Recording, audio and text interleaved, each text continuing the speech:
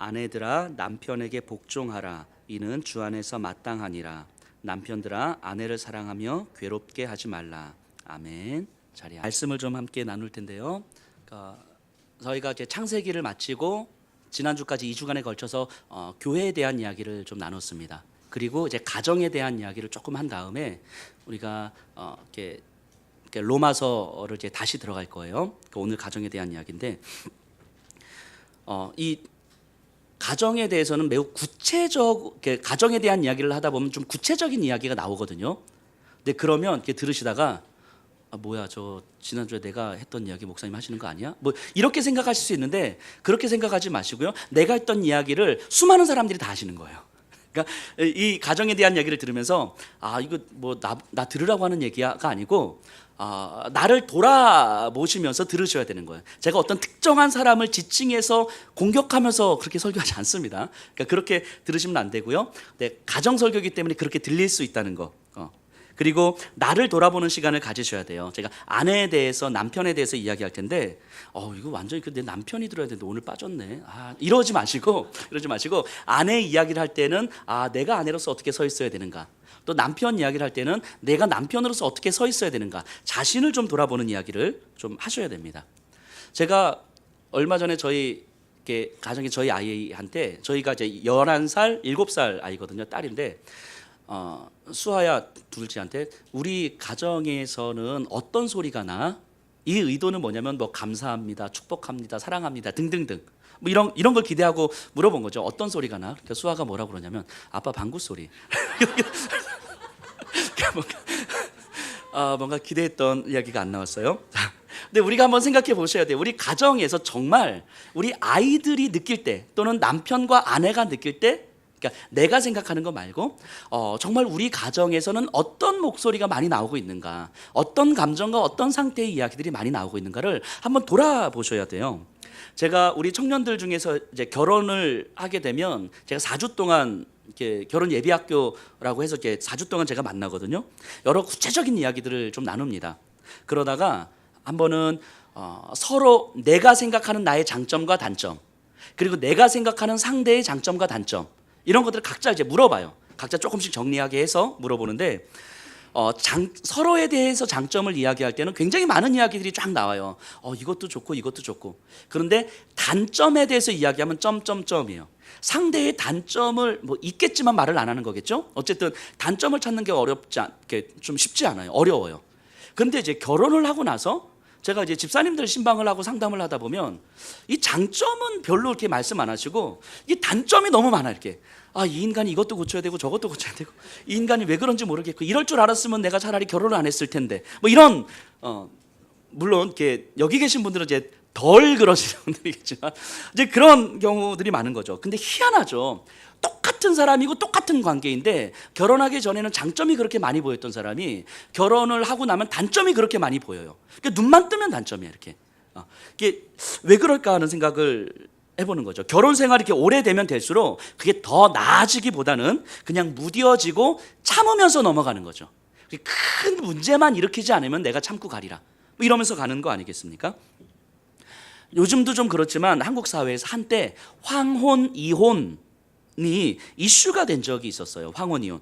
그러니까 결혼을 하고 오랜 시간 참고 또 참으며 살다가 이제 자녀들 다 키우고 더 이상 가정에 대한 책임감을 느끼지 않아도 될 때에 아내들이 독립선언을 하는 거죠. 난 더 이상 이렇게 못 살겠다. 그러면 이제 남편들은 깜짝 놀라는 거예요. 평생 안 그러던 사람이 이상해진 거예요. 이 사람이 지금 돌았나 막 이러면서 뭐 이상해지는 거예요. 근데 사실은 이상해진 게 아니라 원래 그랬었는데 참고 말을 안 했을 뿐인 거죠. 그러다가 책임감이 다 이렇게 벗어졌을 때 그냥 그걸 선포하는 것 뿐인 거죠.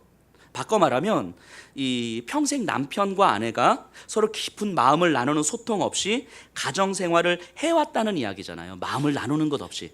그것만큼 안타깝고 그것만큼 정말 불행한 삶이 어디 있어요. 우리가 지금 가정에 대해서 이야기하지만 단순한 가정 세미나가 아니고 우리가 예수 그리스도를 믿는 사람으로서 믿음의 가정이라고 했을 때 과연 이것이 어떠한가를 생각해 보셔야 되는 거예요. 믿음의 가정이라고 할 때 그냥 예배 드리고 기도하고 큐티하고 말씀 보고 그런 걸 믿음의 가정이라고 하지 않습니다. 이건 분명하게 아셔야 돼요. 예배 드린다고 해서 믿음의 가정이 아닌 거예요. 그럼 구체적으로 믿음의 가정은 과연 어떠해야 되는가? 우리가 하나님을 믿는다라고 하는 건 그냥 하나님을 믿습니다라고 고백하는 것이 아니라 아주 구체적인 내 일상 속에서 그 믿음이 어떻게 드러나는가? 하나님을 향한 사랑이 바로 내 옆에 있는 이 사람에게 어떤 방식으로 드러나는가? 바꿔 말하면 바로 옆에 있는 이 사람에게 그 사랑이 드러나지 않으면서 우리가 하나님을 사랑한다고 이야기하는 건 거짓말일 가능성이 크다는 얘기죠.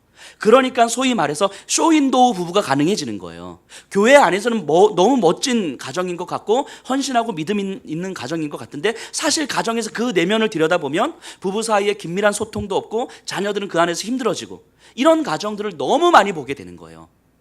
그럼 뭐가 문제일까? 저렇게 예배를 드리고 저렇게 헌신하는 가정인데 중요한 건 믿음의 가정이라는 게 뭔지 잘 모르기 때문인 거죠. 매우 구체적으로 우리가 짚고 넘어가야 되는 거예요. 그래서 이미 결혼을 하신 분들 또 아직 결혼을 앞두고 있는 청년들도 똑같습니다. 우리가 결혼을 준비할 때에 배우자를 준비할 때에 과연 어떤 사람을 어떤 그림을 그리면서 우리가 준비해야 갈 것인가 또 나는 어떤 모습으로 준비해야 될 것인가 이것을 충분하게 기도하고 고민하고 준비를 하셔야 돼요. 그리고 기존에 결혼 생활을 하시던 분들은 오랫동안 했는데 뭐 또 받고 이러지 마시고요. 나중에 70대에서 이혼하신다니까요. 그러시면 안 돼요. 그러니까 지금부터 충분히 우리의 가정의 모습에서 어떻게 믿음의 가정으로 만들어 갈 것인가를 보셔야 되는 거예요. 자, 사자와 소가 결혼을 했어요. 서로 너무 사랑하는 거예요. 너무 사랑해. 그래서 서로가 먹을 것을 위해서 정말 애를 써서 챙겨줍니다. 사자는 소를 위해서 나가서 사냥을 해다가 그 날고기를 갖다 줘요. 매일 힘을 써서. 그래서 소는 사자를 위해서 매일매일 그 풀을 뜯어다가 이렇게 막 다져서 갖다 줘요. 자, 서로가 행복했을까요? 아니 먹지도 못하는 날고기와 먹지도 못하는 풀을 갖다가 근데 이것이 서로가 서로를 향한 사랑이라는 걸 알아. 그러니까 말도 못하는데 하지만 먹지도 못하고 힘들어지는 거죠. 그러다가 서로가 그렇게 힘들어지다가 결론을 냅니다. 차라리 우리 그러지 말고 각자 먹을 것은 각자 해결합시다. 그래서 사자는 사자의 먹을거리를 해결하고 소는 소의 먹을거리를 해결해요. 그러니까 이제 불평이 없어지죠. 힘겨움이 없어져요. 서로 간섭하지 않으니까. 하지만 행복하지도 않죠. 우리의 가정이 이렇지 않을까 하는 생각을 해보는 거예요. 사자와 소의 모습처럼 서로를 향해서 사랑하는 거 맞아요. 그런데 내가 사랑하면 할수록 상대가 힘들어져. 근데 그걸 아니까 그럼 너는 네가 알아서 해, 나는 내가 알아서 할게. 그래서 큰 문제는 안 생기는데 행복하진 않아. 혹시 우리들의 모습이 이렇지 않은가? 그러면서 우리가 함께 와서 예배드리고 함께 와서 기도하는 건 사실은 그것을 믿음의 가정이라고 할 수 없다라고 하는 거죠. 과연 그럼 어디서부터 뭐가 잘못됐을까? 이제 생각을 해보셔야 되는 거죠. 그래서 우리가 가정에 대해서 이야기할 때는 가장 먼저 이걸 고민하셔야 돼요. 사랑과 존중은 다르다. 이걸 꼭 아셔야 돼요. 사랑과 존중은 다르다. 자, 사자와 소는 서로를 사랑했지만 서로를 존중하지 않았어요. 사자는 나에게 가장 최선의 것으로 소를 사랑한 거지 소가 원하는 것으로 소를 사랑하지 않았죠. 소도 마찬가지인 거죠. 자신이 할 수 있는 최선을 다해서 사랑한 거지 사자가 원하는 것으로 사랑하지 않았어요. 그러니까 자신의 최선을 다해서 사랑을 해서 자기는 할 수 있는 모든 것들을 다했지만 그렇게 사랑하면 할수록 서로가 상처만 남는 거예요. 상처만. 그래서 이런 존중이 없는 사랑은 사랑을 하면 할수록 사랑을 받는 사람은 상처가 남고 사랑을 하는 사람은 억울함이 남죠. 내가 할 수 있는 최선을 다했는데 도대체 내가 못한 게 뭐야? 이런 거죠. 근데 우리의 가정이 이럴 수 있어요. 그러니까 서로가 남편이 아내를, 아내가 남편을 사랑하는 건 알겠는데 싫은 거예요. 싫어. 이제는 안 사랑했으면 좋겠어. 그렇게는 안 사랑했으면 좋겠어. 그냥 놔뒀으면 좋겠는 거죠. 서로가 다 당신 맘대로 하려고 하는 거 아니냐라고 서로가 탓하는 거죠.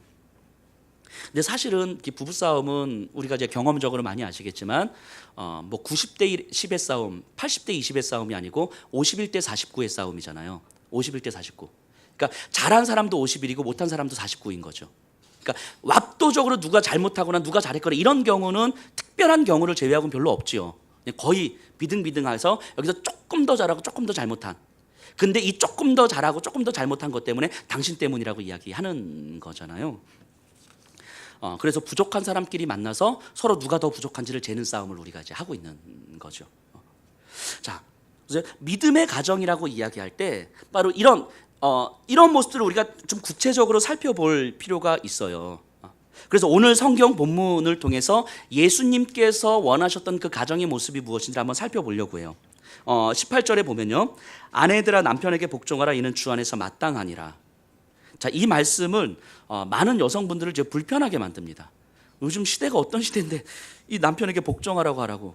그리고 이제 남편분들은 다른 때는 모르다가 딱 이런 본문에서 갑자기 눈이 팍 띄면서 성경이 너무 감사하죠. 이렇게 복종하라. 그런데요, 이 말씀은 우리가 흔히 이야기하는 그런 복종의 의미에서 하는 이야기가 아니에요. 그런 의미에서 힘이 없어서 굴복하는 차원에서의 의미가 아니라는 걸 아셔야 돼요. 성경은요, 여성이 남성보다 결코 부족한 존재라고 이야기하지 않습니다. 창세기에 보면요, 아담과 하와를 창조하실 때 아담을 창조하시고 나서 보기에 좋지 못했다라고 하시면서 돕는 배필로 하와를 만들어 주셨어요. 자, 돕는 배필이라는 의미는 뭐냐면 옆에서 이렇게 막 도와줘 이런 개념이 아니고 지키고 보호하는 자의 의미예요. 지키고 보호하는 자. 그러니까 여자는 남자를 지키고 보호하는 존재로 하나님께서 지으셨단 말이죠. 바꿔 말하면 남자 혼자서는 너무 부족해서 살 수 없다고 하나님께서 여기신 거예요. 보시기에 좋지 못했다라고 이야기하는 거죠. 그러니까 남자로서는 안 되니까 그 남자의 부족함과 결핍을 채우기 위해서 여자가 필요한 거예요. 그 남자는 여자의 보호 아래 있어야 되는 존재라고 이야기하는 거죠. 그래서 서로 남자의 부족함을 메꾸어주는 존재로 여자가 존재하는 거고, 그래서 둘이 그 부족함을 메꾸어줌으로 완전한 성숙이 이루어질 수 있다고 이야기하는 거죠. 그러니까 상하 우열의 관계가 아니라고 이야기하는 거예요. 농담이지만 이런 말도 있죠. 모세가 광야에서 40년을 방황한 이유가 뭡니까? 아내 말을 안 들어서 그러면 되죠. 아내 말을 안 들어서. 이거 혹시 어디 가서 이거 신학적으로 이렇게 말씀하시면 안 돼요. 이거 농담이에요. 농담. 우리 목사님이 하나님의 뜻과 상관없이 모세가 아내 말을 안 들어서 광야 40년 방황하셨대요. 이렇게 말씀하시면 안 돼요. 근데 그만큼 이게 거의 대부분 남편보다는 아내분들이 지혜롭습니다. 진짜예요. 남편분들이 인정하셔야 돼요. 그래서 아내분들의 말을 듣는 것이 가장 최선의 길이에요. 꼭 인정하셔야 됩니다. 아내의 말을 들어서 잘못되는 경우는 별로 없어요.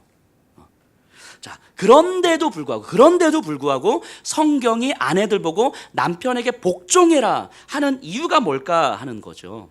에베소서에서도 비슷한 말씀을 하시거든요. 거기에는 복종하는데 주께 하듯 하라 이렇게 이야기합니다. 골로새서에서는 주 안에서 하라. 이거는요, 그냥 여자와 남자 사이에서 여자는 남자에게 복종해 이런 게 아니고 가정의 질서를 세우기 위함이에요. 가정의 질서를 세우기 위해서 아내가 남편에게 복종해라 이렇게 이야기합니다. 아담을 먼저 세우시고 그 부족함을 채우기 위해서 하와를 만드셨던 것처럼 믿음의 가정은 부족한 남편을 먼저 세우고 그리고 그를 돕는 배필로 그를 채우는 존재로 아내를 세우시는 거예요. 그래서 완전한 질서가 만들어지는 거죠. 남편과 아내를 통해서 가정의 질서가 완성되기 위해서는 남편의 부족함을 인정하고 그 부족함을 채우는 존재로 아내가 있는 거예요. 그런 의미에서 아내는 남편에게 복종하는 거죠. 그 부족함을 채우기 위해서. 근데 어떤 분들은 이렇게 항변하기도 합니다. 목사님, 근데 알겠는데 이게 뭐 복종할 만해야죠, 이 인간이. 이런 마음이. 아니 뭔가 복종할 만해야 이게 되지. 이게 목사님이 몰라서 그래요. 이 인간은 몰라서 그래. 이렇게 말씀하시는 분들이 있죠. 그 마음을 이해 못할 바는 아니죠. 그런데 그렇게 부족하기 때문에 내 남편으로 세워주시는 거죠. 부족하기 때문에. 내가 복종하며 따르지 않으면 저 사람은 설 수가 없는 거예요. 그러니까 지금 여기 계신 분들의 아내분들이요, 내가 이 사람을 따라주지 않으면 이 사람은 어디 가서 살 수가 없어요. 불쌍히 여겨주셔야 돼요. 불쌍히 여겨주셔야 돼요. 내가 복종하지 않으면 이 사람은 어디 가서 살 수가 없다고요. 그러니까 저 사람의 아내로 나를 세워주신 거라고요. 내 남편으로 저 사람을 세워주신 거라고요. 그런 의미에서 복종하고 따라주는 거죠. 그리고 우리 남편들 한번 생각해 보면요, 남편들은요, 가정이 최후의 보루예요. 최후의 보루. 밖에서는 항상 지치고 힘이 들고요, 먹고 살기 위해서 참 많이 애를 씁니다. 자존심도 다 내려놓게 돼요. 그런데 가정에서조차도 내 자존심이 무너지면 사실은 남편들이 설 곳이 없어요. 갈 곳이 없습니다. 이제까지 가정을 지키기 위해서 자녀들을 키우기 위해서 정말 애를 쓰고 헌신하며 살아왔는데 시간이 갈수록 가정을 지킨다는 것이 점점 힘에 겨워요. 그래서 남은 힘마저 다 쓰고 집으로 옵니다. 나도 아내와 따뜻하게 대화를 나누고 싶고 자녀들과 뭔가 이렇게 놀아주고 싶은데 사실은 힘이 남아있지 않아요. 힘이 남아있지 않은 거예요. 때로는 직장에서 엄청난 무시를 당하고 왔을 수도 있고요. 또 앞으로 우리가 어떻게 살아야 되지? 이것 때문에 한숨 쉬며 하루를 보냈을 수도 있는 거예요. 그런데 그렇게 해서 집에 들어왔는데 집에서도 눈치를 봐야 되는 상황이 되면 이제 점점 더 힘들어지는 거죠. 이제 마음이 설 곳이 없어요. 자녀들은 더 이상 아빠하고 대화를 나누려고 하지 않고요. 이제 필요할 때 용돈 주는 사람 그 이상도 아닌 존재가 돼버리는 거죠. 아빠는. 거기에다가 때로는 거칠게 이야기하는 그 아내, 뭐 당신이 뭐 어쩌고 이렇게 이제 거칠게 막 이야기하면 사실은 더더욱 힘에 겹습니다. 내 존재를 잃어버릴 만큼 살아왔는데 가족들은 아빠에게 남편에게 상처만 받았다고 이야기를 해요. 그러다가 견딜 수 없어서 감정이 폭발하면 왜 당신이 그렇게 화를 내냐고, 도대체 당신이 화를 내는 이유가 뭐냐, 이렇게 하면 이제 더 이상 마음의 문이 확 닫혀버리는 거죠. 그런 남편을 정말 긍휼히 여겨주셔야 돼요. 진짜로. 이런 남편을 이해하고 받아줄 수 있는 마지막 사람이 아내예요. 마지막 사람이. 조금 더 구체적으로 남편에게 복종을 해야 되는 이유를 좀 생각해 보면요, 남편들은요 아내에게만큼은 자존심을 지키고 싶어요. 밖에 나가면요 자존심 버릴 수 있어요. 왜냐하면 자존심을 버려야 될 이유가 있잖아요. 가정을 살려야 되니까. 가정을 살리기 위해서라면 자존심을 버릴 수 있거든요. 근데 그렇게 자존심을 버리고 왔는데 적어도 아내에게만큼은 자존심을 지키고 싶은 거예요. 아내분들은 아니 우리 부부 사이에 무슨 자존심을 그렇게 지키려고 그래 라고 생각하지만 안 그래요.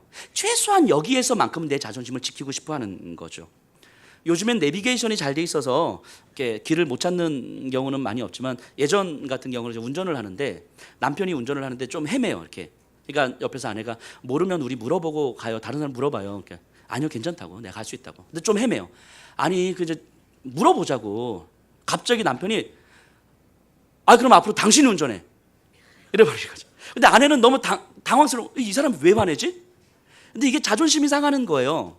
남편은 어떤 방식으로 듣냐면 당신이 못하니까 길을 계속 헤매는 거 아니야. 그럼 다른 사람의 도움이라도 받아서 이렇게 좀 가면 어때? 이게 당신이 못하니까라는 방식으로 이제 들어오는 거예요. 이게 자존심이 상하는 거예요. 되게 유치하죠.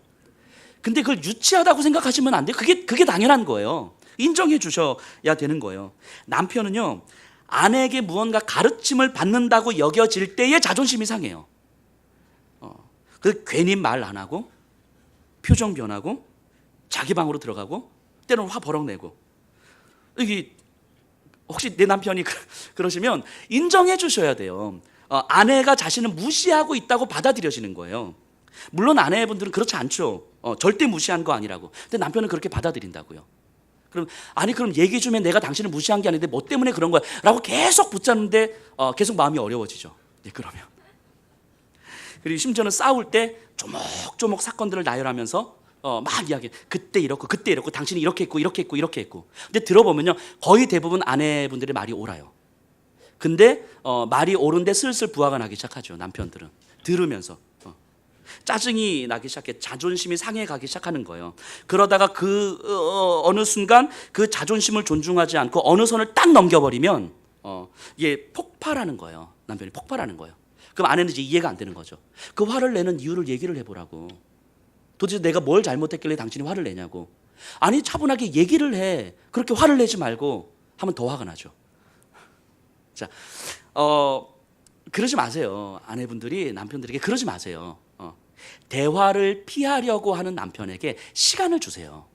시간을 주시고 그 순간 되게 유치한 것 같지만 그 순간은 자존심이 상한 거예요. 무시당했다는 생각이 드는 거예요. 그러면 무시당했다는 생각이 들었을 때 그 마음을 회복할 수 있는 시간을 주셔야 돼요.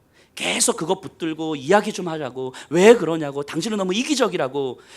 그래 나 원래 이런 거 몰랐어. 이렇게 가는 거죠.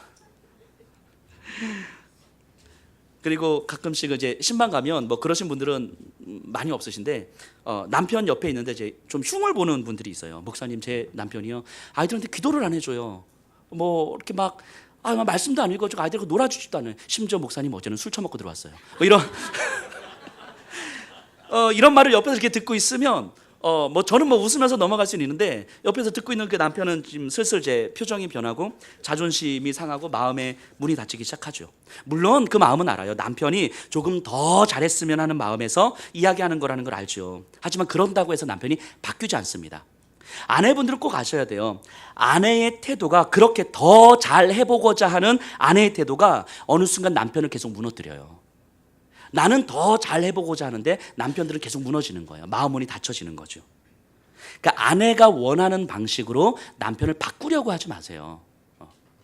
남편들은 아내가 하는 걸 존중하지만 아내가 하는 걸 강요받는 걸 원하지 않거든요. 근데 아내분들은 자기가 하는 걸 남편에게 같이 하자고 얘기를 하는 거죠.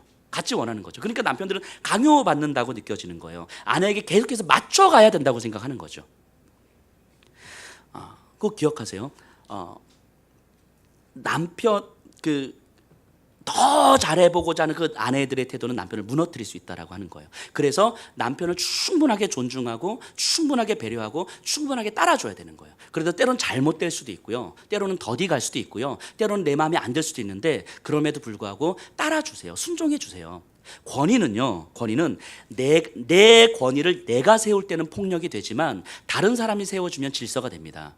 교회에서요, 목회자의 권위를, 제 여목사의 권위를 제가 세우려고 하면 폭력이 되는 거예요. 하지만 성도님들이 세워주시면 이건 질서가 되는 거예요. 가정에서 남편의 권위를 남편이 세우면 가정은 폭력이 돼버리지만 아내가 남편의 권위를 세워주면 그건 가정의 질서가 됩니다. 아내의 순종이 없는 남편의 권위는 가정을 해칠 뿐이에요.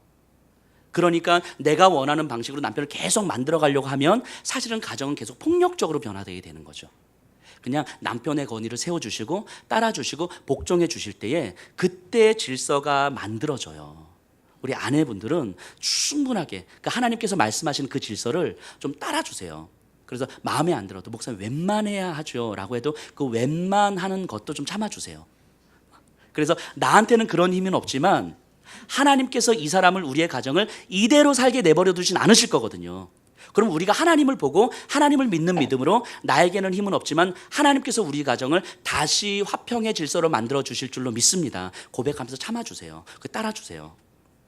자, 그 남편은요, 19절에 보니까 남편들아 아내를 사랑하며 괴롭게 하지 말라 이렇게 이야기합니다. 근데 이 말씀은요, 우리의 본성을 너무 꿰뚫어 보시는 하나님의 통찰력 같아요. 자, 아내는 남편 사랑하기를 주께 복종하듯 해야 한다고 말씀하셨어요. 남편은 아내 사랑하기를 그리스도께서 교회에게 하시듯 해야 돼요. 그리스도께서 교회에 하시는 사랑은 완전히 책임을 지는 사랑이죠. 그러니까 남편은 아내를 책임지는 사랑을 해야 되는데 여기서 책임을 진다는 것은 이 생존, 먹고 사는 문제를 책임진다는 의미가 아니에요. 이런 생각, 그러니까 내가 가장이고 남편이니까 우리 아내와 자녀들을 내가 먹여 살려야 돼 라고 하는 책임감이 가부장적 권위를 만들어가는 거예요. 오히려 그런 책임감이 때로는 폭력적인 질서가 만들어지는 거죠. 이런 책임감을 이야기하는 게 아니고 남편은 당신의 모든 허물과 약점을 내가 다 책임지겠습니다 라고 하는 의미에서의 책임이에요. 그래서 그 약점을 들추어내고 그것을 비난하는 것이 아니라 아내의 약점이 바로 내 약점인 것처럼 끌어안는 거죠. 난 아내가 운전을 하는데 그 남편은 차에 대해서 되게 예민한 거예요. 차에 대해서. 근데 운전을 하다가 접촉사고가 났어요. 그 순간 이 아내에게 떠오르는 얼굴은 누구겠어요? 이 분노와 짜증을 내는 그 남편인 거죠. 어떡하지 하면서 이렇게 어쨌든 차량 등록증을 꺼내기 위해서 차 서랍문을 딱 열었는데 거기 남편의 쪽지가 이렇게 있는 거예요. 당신 혹시 사고 나면 너무 불안해하지 마. 나는 차보다 당신이 훨씬 소중하니까. 이 쪽지를 보고 아내가 막 울컥 이렇게 한 거죠. 자, 아내가 실수할 수 있어요. 아내가 연약할 수 있다고요. 남편이 볼 때 부족할 수 있어요. 아니 이 사람 왜 맨날 뭘 놓고 다녀? 이 사람 왜 맨날 깜빡깜빡하지? 그럴 수 있거든요. 근데 그것이 아내의 문제가 아니라 나의 문제라는 걸 아셔야 돼요. 어떤 선교사님 부부가 선교 훈련을 받고 이제 선교를 가야 되는데 언어 훈련을 받으셔야 되잖아요. 근데 남편분은 이제 언어 훈련이 좀 됐는데 아내분이 이제 언어 훈련이 안 된 거예요. 아직 잘. 그러니까 누군가 물어봅니다. 어떻게 언어 훈련은 잘 받고 있습니까? 그랬더니 남편 선교사님이 저는 됐는데 아직 아내가 덜 준비된 것 같아요. 라고 했더니 그걸 물어보시는 분이 그게 무슨 소리냐고. 아내가 준비되지 않았으면 당신이 준비되지 않은 거지. 당신은 준비되고 아내가 준비되지 않았다는 말이 그게 어디서 나오는 말이냐라고 막 이렇게 질타를 했다고 하는데 그게 맞는 말이죠. 아내가 준비되지 않은 건 아내가 못하는 것이 아니라 내가 못한 거죠. 아내의 부족함과 아내의 연약함은 그건 내 연약함인 거니까. 이게 책임을 지는 거예요. 이게. 그러니까 아내를 향한 비난, 아내를 향한 어떤 정죄감이 아니고 그것이 나의 약점인 것처럼 내가 끌어안고 함께 그 약점을 어떻게 메꿔가지 하는 그 사랑이 남편이 아내에게 대한 어떤 책임 있는 사랑인 거죠. 근데 그렇게 하지 못하는 것이 괴롭히는 거예요. 그렇게 하지 못하는 것이. 아내를 괴롭히지 말라. 예수께서 교회를 안아주실 때에는 그 모든 허물에도 불구하고 묵묵히 안아주신 거잖아요. 그 저주받을 그 허물에 대해서도. 그러니까 또 어떤 남편분들은 또 이렇게 말씀하시죠. 목사님 진짜 목사님 저희 아내 교회에서 보는 거하고 달라요. 웬만하지 않습니다. 막. 근데요 똑같습니다. 그 결점 때문에 내 아내로 삼아주신 거예요. 그 결점 때문에 그래서 부족함을 끌어안기 위해서 남편들에게 넉넉한 사랑이 있어야 되잖아요. 그렇기 때문에요 우리 남편분들은 분명히 기억하셔야 돼요. 자신의 아내를 사랑하려고 노력하는 과정은 신자로서 하나님 앞에 절대적으로 의존해가는 과정이에요. 하나님께 의존하지 않으면 웬만하지 않은 이 아내를 사랑할 수가 없거든요. 그러니까 아내를 사랑하려고 노력하는 과정은 하나님께 절대적으로 의존해가는 과정이에요. 그러니까 아내를 사랑하는 과정은 점점 자신이 낮아짐으로 겸손해져가는 과정이에요. 아내와 마찬가지로 남편이 변화되는 것만큼 아내가 변화되는 거예요. 아내가 남편을 복종하고 따라주는 것만큼 남편이 변화되는 것처럼 남편이 아내의 그 연약함을 다 책임져주는 그 사랑을 하는 것만큼 아내가 변화되는 거예요. 그러니까 남편분들은 자신을 돌아보셔야 돼요. 아내가 무엇 때문에 힘들어하고 있는가 스스로도 생각해 보시고 아내에게도 물어보셔야 돼요. 근데 혹시 이럴까 봐 제가 조금 두려운데 이제 아내분이 이렇게 말씀하셨어요. 나는 당신 이런 모습 때문에 힘들어 라고 하면 아니 그건 당신이 이래서 내가 그렇게 반응한 거지. 또 이런 것 때문에 내가 힘들어. 아니 그거는 그래서 내가 그런 거잖아. 뭔가 계속 자기의 행위를 정당화시키는 이야기를 할까 봐 조금 두려운데 이런 식의 반응이 나타난다는 건 아직 준비가 안 되어 있다는 거예요. 남편분들은 이해하셔야 돼요. 내가 생각할 때 아무리 아내가 잘못한 것 같아도 그것 때문에 끊임없이 자신을 정당화시키려고 하는 모습은 사실은 아직 준비가 안 되어 있는 거죠. 아내가 잘못한 것 같은 그런 모습이 나의 잘못이라고 끌어안아 줄 때 책임을 지는 사랑이 만들어지는 거죠. 그렇지 못하면 아내는 여전히 남편으로 인해서 괴롭힘을 당하고 있는 거예요. 특별하게 뭐가 잘못한 것이 없어도 남편으로 하여금 괴롭힘을 당하고 있는 거라고요. 이거 꼭 기억하셔야 됩니다. 그래서 남편분들이 도대체 내가 아내를 왜 어떻게 괴롭혔다고 하는 겁니까? 라고 하는 그 말 안에 수많은 괴로움이 포함되어 있는 거죠. 한번 돌아보셔야 돼요. 그래서 내가 아무리 잘한다고 해도 아내가 힘들다고 하면 그건 힘든 거예요. 그렇게 받아주셔야 돼요. 아까 아내분들도 남편이 그 유치함에 대해서 뭐 그렇게 유치해 우리 이 부부 사이 무슨 자존심을 세우려고 그래 라고 하는 것이 아니라 그 유치함을 그대로 받아주셔야 되는 것처럼 남편분들도 아내들의 그 힘들다고 하는 모습을 그대로 받아주셔야 되는 거죠. 이 아내로 살아간다는 것이 엄마로 살아간다는 것이 한국 사회에서 얼마나 힘든 것인지를 한편으로 또 존중해 주셔야 돼요. 양육하면서 아이를 양육하면서 그 썩어 문드러지는 그 마음을 누구도 이해하지 못하죠. 남편들은요 제가 볼 때는 죽었다 깨어나도 이해하지 못하는 것 같아요. 엄마들의 그 썩어 문드러진 그 모습 그리고 점점 더 아줌마가 되어져가는 그 모습이 좋아서 아줌마로 선택하는 거 아니에요. 나도 그렇게 아줌마처럼 되어지고 싶진 않지만 불가피한 상황 속에서 어쩔 수 없이 그렇게 돼요. 내 이름도 잊어버리고 내 정체성도 잊어버리고 누구 아내로 누구 엄마로 살아가야 되는 그 모습이 사실은 이 한국 사회 안에서 얼마나 힘들고 얼마나 자신의 존재감을 잃어버리는 삶인지를 인정해 주셔야 돼요. 그런 삶을 살아가는 아내한테 남편의 위협과 남편으로 하여금 받는 그 괴롭힘은 더더욱 힘이 들게 만드는 거죠. 그래서 좀 더 아주 디테일하게 구체적인 이야기들을 여기서 다 할 수는 없지만 그래서 가정 세미나 아버지 학교 어머니 학교를 통해서 좀 더 디테일한 이야기들을 하겠지만 그럼에도 불구하고 몇 가지 우리 남편분들이 조심해 줘야 되는 그래서 이런 모습이 있으면 이유 불문하고 무조건 회개해야 되는 그런 모습 몇 가지만 한번 이야기를 해볼게요. 그래 남편분들이 그러지 않으시겠지만 혹시 해당되는 분들이 있으시면 정말로 이유 불문하고 하나님 앞에 무릎 꿇으셔야 되고 오늘 밤에 가셔서 아내분한테 죄송하다고 이야기를 하셔야 되는 거예요. 먼저는 화를 내는 남편. 화가 날 수 있어요.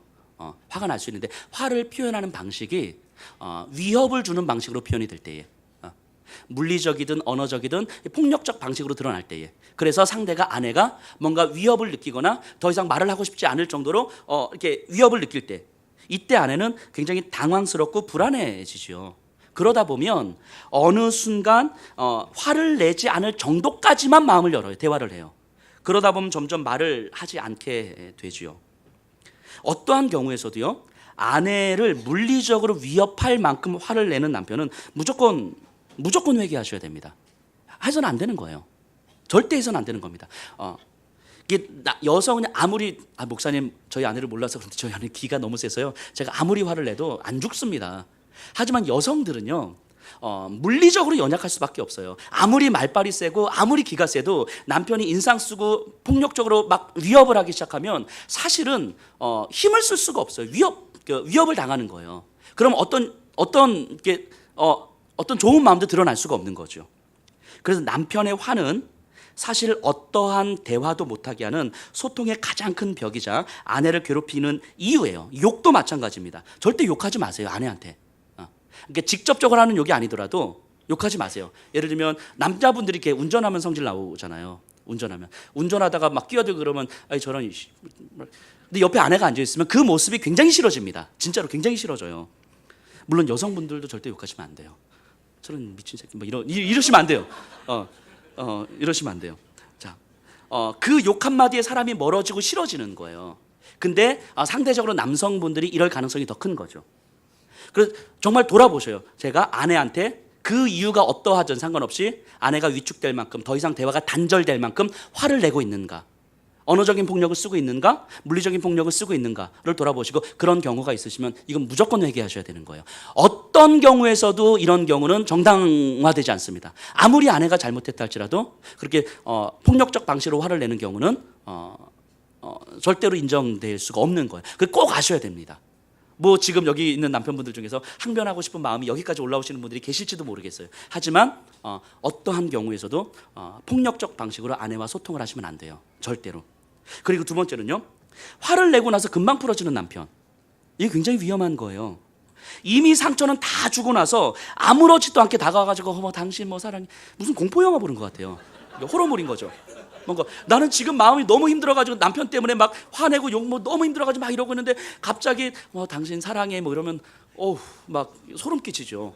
그럼 마음이 확 다칩니다. 진짜로. 그러지 마세요. 절대 그러지 마세요. 아무렇지도 않게 행동하지 마세요. 너무 자기중심적인 거예요.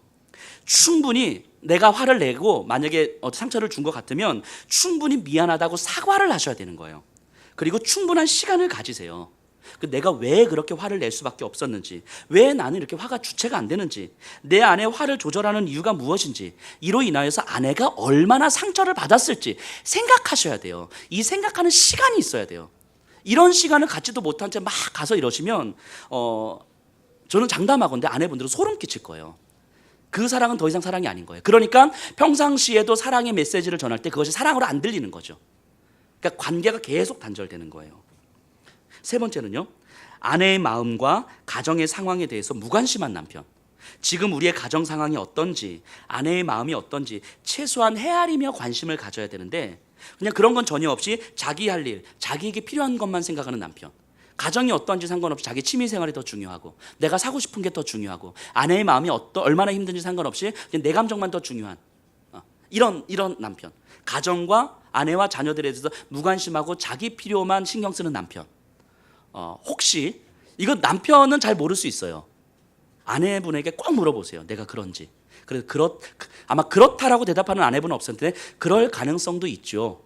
또는 그럴 때도 있어요. 하면 90% 그런 거거든요.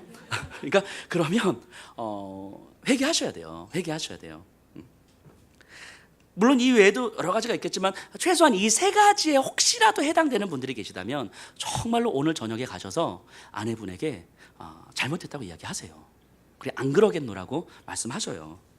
자, 우리가 결혼을 하는 이유는요, 행복해지기 위해서잖아요. 물론 조금 이따가 제 결혼의 목적에 대해서 다시 한번 말씀드릴 텐데, 근데 결혼 생활이 행복하지 않다면 그 문제가 있는 거잖아요.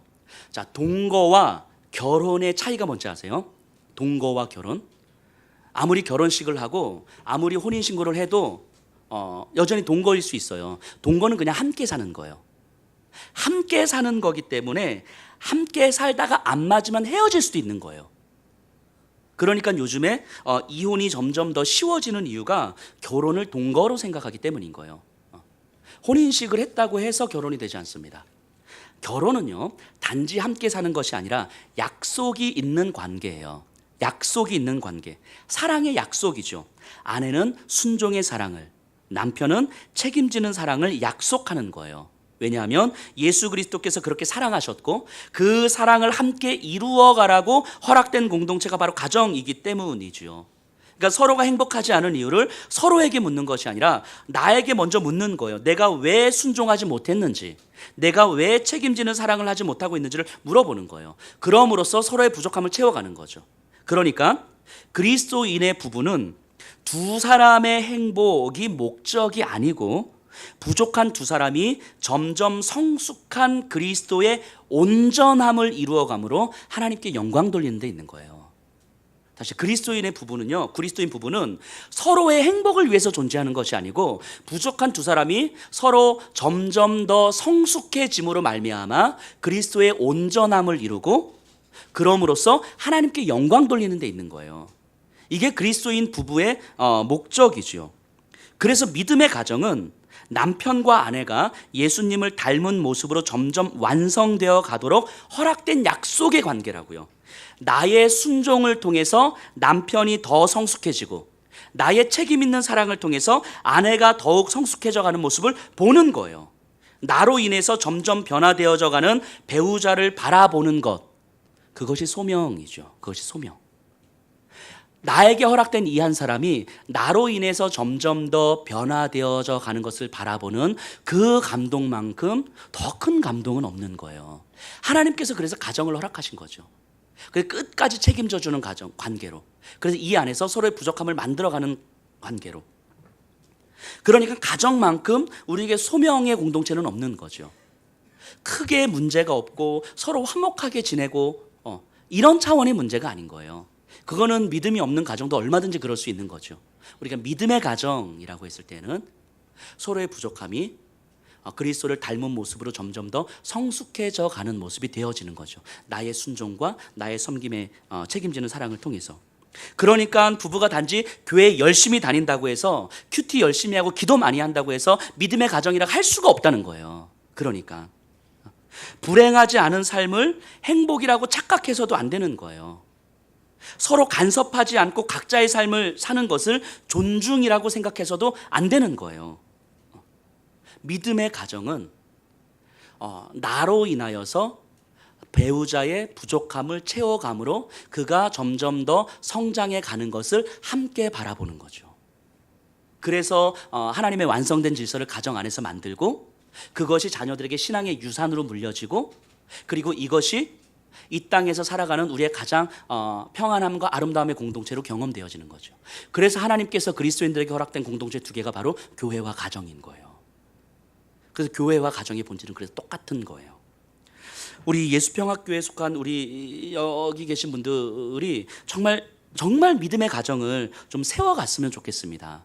그냥 무늬만 믿음의 가정, 그리고 남들 보기에 그런 가정이 아니라 정말 믿음의 가정을 세워가셨으면 좋겠어요. 그래서 구체적으로 노력을 하셔야 돼요. 제가 종종 말씀드리지만 오늘 이렇게 예배 드리고 가시면 주일날 저녁에는 부부가 꼭 들은 말씀을 가지고 나눔을 하셔요. 꼭 나눔을 하셔요. 단지 그냥 설교 이렇더라 이게 아니고 들은 말씀을 가지고 나눔을 하면서 말씀에 대한 소화와 깊이 있는 이해와 그것을 내 안에 적용하면서 내 감정과 마음과 상황과 삶의 모습을 들여다보는 거죠. 그리고 저 사람은 어떻게 말씀이 소화되고 있고 그리고 말씀을 어떻게 듣고 있고 그래서 저 사람의 마음과 감정의 상태는 어떤지를 들여다보는 거죠. 그리고 수요일이나 목요일쯤 되면 이 말씀을 가지고 어떻게 적용하면서 살았는지를 나누세요. 그러면서 한 주간 동안 저 사람의 말씀 붙들고 어떻게 살았는지, 얼마나 힘겹게 살았는지, 말씀 붙들고 살려고 하는데 어떻게 무너졌는지를 함께 보고 그리고 함께 기도하고 또 함께 그 세워가기 위해서 몸부림치셔야 되는 거죠. 부부가 함께 할 수 있는 시간이 그 일주일 딱 예배드리는 시간 말고 아무것도 없으면 사실은 거기서 어떻게 믿음의 소통을 하고 말씀의 소통을 해요. 그럴 수가 없는 거죠. 여기 계신 분들은 정말 믿음의 가정을 만들어 갔으면 좋겠어요. 믿음의 가정이라고 생각하지 마시고 진짜 구체적으로 우리가 믿음의 가정을 만들어 가고 있는지를 들여다보세요. 목사님 안 돼요. 힘들어요. 알죠. 힘든 거 알죠. 어려운 거 알죠. 그럼에도 불구하고 이대로 계속 놔둘 수 없다는 것도 알죠. 그러니까 우리의 시선이 하나님을 향해 있어야 되는 거죠. 우리의 가정을 이대로 놔두시지 않을 거라고 우리가 하나님을 믿는 거예요. 그 하나님을 바라보면서 우리 가정을 어떻게 만들어 가실지, 그래서 나로 하여금 어떻게 순종하게 하시고 나로 하여금 어떻게 책임지는 사랑을 하게 하실지 하나님을 신뢰하고 하나님을 기대하는 거죠. 그렇게 세워져 나가도록 허락된 존재가 지금 내 남편이고 내 아내인 거죠. 우리가 그 믿음의 가정으로 세워져 갔으면 좋겠습니다. 그리고 1년이 지나고 2년이 지났을 때 적어도 지금보다는 우리가 이렇게 믿음의 가정입니다라고 이야기할 수 있는 우리의 질서가 되었으면 좋겠어요. 우리 다 같이